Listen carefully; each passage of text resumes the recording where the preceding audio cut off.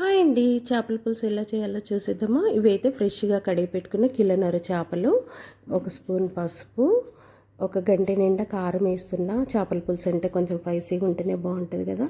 రాళ్ళ ఉప్పు, రుచికి సరిపడినంత, ఫ్రెష్గా దంచిన అల్లం వెల్లిపాయ పేస్టు, ఒక సన్నగా తరిగి పెట్టుకున్న ఉల్లిగడ్డ, 4 పచ్చిమిరపకాయలు, కొద్దిగా ఆయిల్ వేసి ముక్కలన్నిటికీ పట్టే వరకు బాగా మంచిగా కలిపేసుకోవాలి.